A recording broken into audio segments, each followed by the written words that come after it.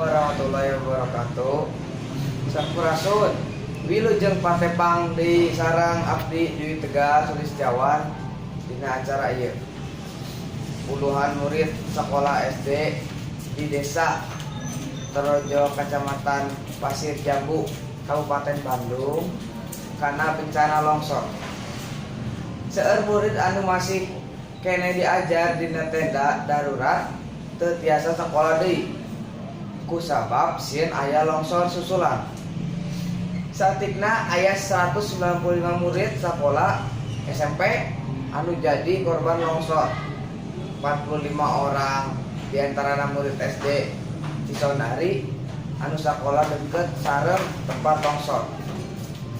Khusus murid kelas genep anu kedeung deui arek UN, beberapa minggu ieu murid eta dipindahkeun ka imah kepala sekolah Cisondari.